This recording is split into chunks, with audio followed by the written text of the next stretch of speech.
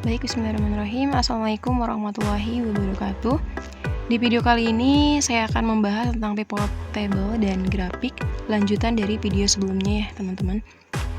Jadi grafik ini biasanya digunakan untuk menyajikan data statistik. Tujuannya adalah untuk mempermudah dalam membaca data, seperti itu. Nah, sehingga dengan adanya grafik tersebut, data akan lebih mudah dipahami dengan hasil statistik yang disajikan dibandingkan penyajian hanya dengan data angka-angka saja, seperti itu. Nah, grafik ini biasanya digambarkan berupa batang atau bar chart, kemudian ada juga grafik garis, kemudian ada lingkaran, dan lain-lain seperti itu. Nah, ini untuk macam-macam grafik, teman-teman bisa lihat di sini ya. Ada berbagai macam grafik yang bisa teman-teman gunakan. Di sini saya menggunakan Microsoft Excel 2010.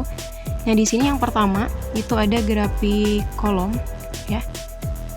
Grafik kolom ini merupakan grafik untuk melihat perubahan data selama periode waktu tertentu atau menggambarkan perbandingan beberapa objek. Kemudian grafik ini sering disebut dengan grafik batang gitu, karena memang hampir sama gitu. Kemudian berikutnya yaitu ada grafik line ya, atau grafik garis. Nah, grafik garis ini merupakan tipe grafik di mana berbagai titik data dihubungkan dengan garis tegas gitu. Nah, chart ini atau grafik ini biasanya digunakan untuk menyajikan data statistik yang diperoleh berdasarkan pengamatan dari waktu ke waktu secara berurutan gitu. Kemudian berikutnya yaitu ada grafik bar ya, atau grafik batang.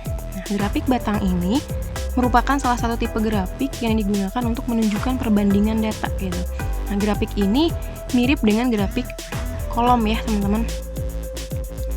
Kemudian grafik batang ini terdiri dari grafik batang tunggal dan grafik batang ganda gitu. Kemudian berikutnya yaitu ada grafik lingkaran. Nah, grafik lingkaran ini merupakan tipe grafik yang menyajikan data statistik menggunakan gambar yang berbentuk lingkaran gitu. Nah, bagian-bagian dari daerah lingkaran menunjukkan bagian-bagian atau persen dari keseluruhan.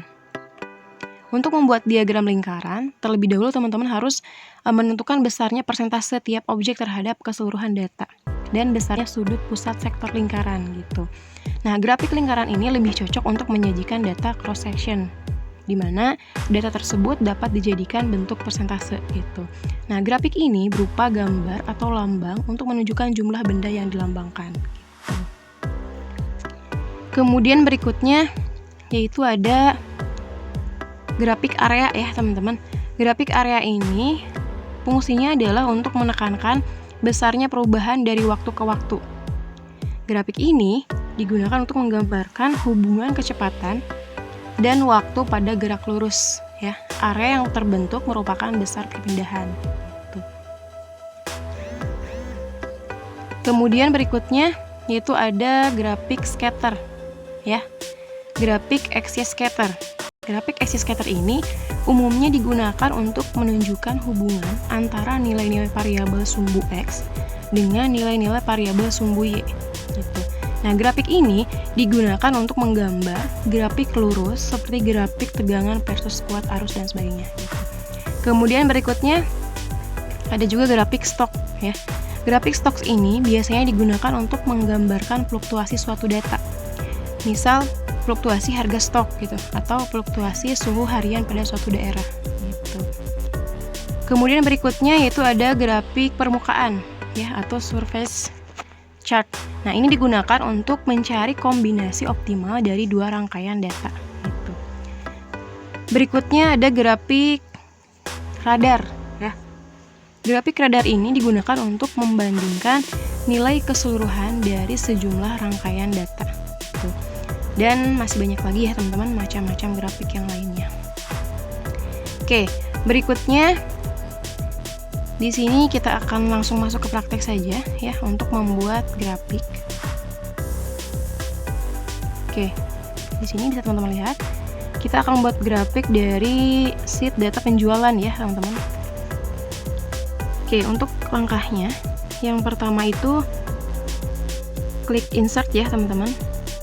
Kemudian arahkan kursornya di sini. Kemudian di sini teman-teman pilih di desain, pilih select data. Ya. Kemudian di sini ada di select data source itu ada chart data rank ya teman-teman. Nah, chart data rank ini berfungsi untuk menyeleksi semua data yang ingin ditampilkan pada grafik ya, berupa grafik gitu. Nah, di sini contohnya misalkan saya akan blok dari sel penjualan ya sampai dengan set 7 ya. Nah, ini di OP saya biasanya akan not responding kalau misalkan dipilih yang select data source tadi ya, yang change data rank, chart data rank tadi gitu. Itu biasanya nantinya akan not responding gitu. Nah, sebaiknya memang rank ini dikosongkan karena nantinya si sel itu tidak sesuai dengan apa yang kita inginkan gitu. Jadi lebih baik dibuat dengan legend entries tadi gitu ya. Di legend entries nanti akan ada. Nah, di sini di bawah ini sebaiknya dikosongkan saja karena tampilannya pun tidak sesuai dengan apa yang kita inginkan gitu. Nah, di bawah di sini ada legend entries ya, entry series. Di sini fungsinya adalah untuk membuat isi data grafik. Jadi lebih baik diisi menggunakan legend entries tadi gitu ya, legend entries-nya ini. Nah, ini caranya tinggal diklik add ya, teman-teman. Kemudian di samping juga ada horizontal kategori access label. Ini fungsinya adalah untuk membuat keterangan grafik. Ya. Nah, di sini kalau misalkan sudah diklik add,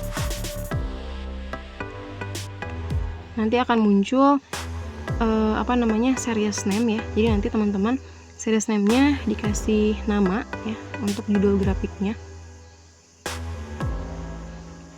Nah, seperti ini. Di sini ada edit series, ada series name, ada series value. Di sini untuk series name-nya kita kasih nama misalkan tali tambang ya. Karena untuk nama barang yang pertama adalah tali tambang.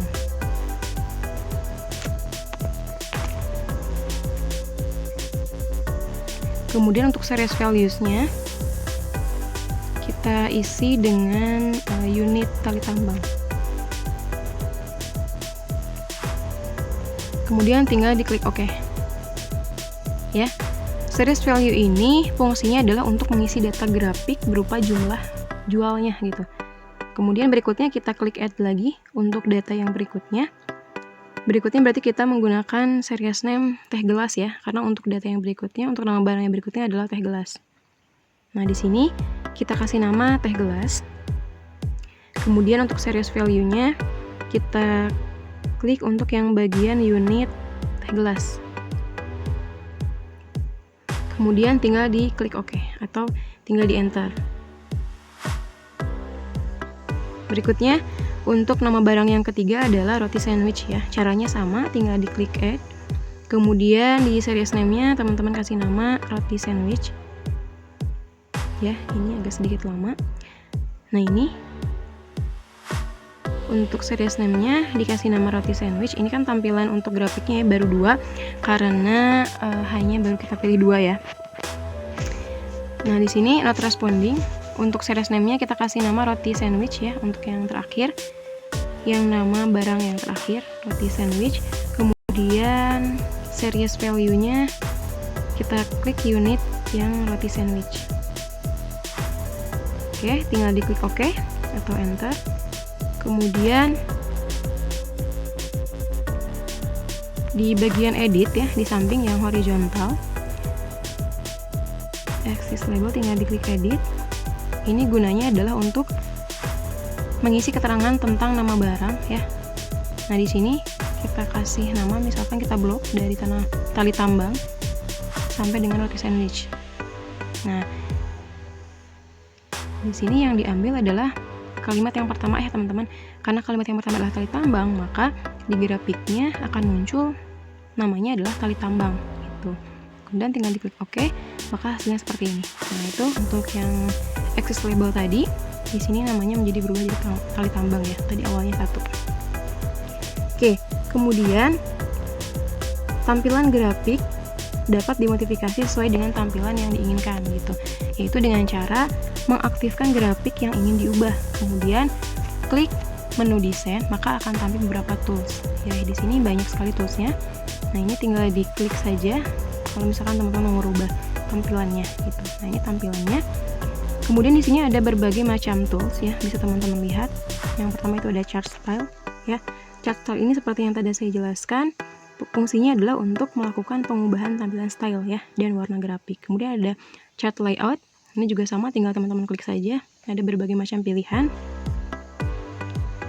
Kemudian, nah ini untuk chart style, sama caranya seperti yang tadi saya jelaskan. Ini tinggal diklik-klik saja kalau misalkan mau dirubah gitu. Berikutnya di bagian data. Di bagian data itu ada switch row ya, switch row atau kolom. Di sini fungsinya adalah untuk mengganti antara baris dan kolom gitu. Kemudian berikutnya di sini ada select data. Select data di sini fungsinya adalah untuk mengedit data yang sudah dipilih gitu, seperti yang sudah kita tadi jelaskan. Kemudian di sini ada tipe ya, di bagian tipe ada change chart type ya. Di sini fungsinya adalah untuk mengganti grafik yang sesuai dengan data dan keinginan. Kemudian di sini ada save as template yang disimpan. Di bagian terakhir yaitu location, di sini ada move chart. Fungsinya adalah untuk memindahkan grafik dari workfile satu ke workfile yang lain. Baik, terima kasih. Sekian video kali ini. Semoga bermanfaat. Wassalamualaikum warahmatullahi wabarakatuh.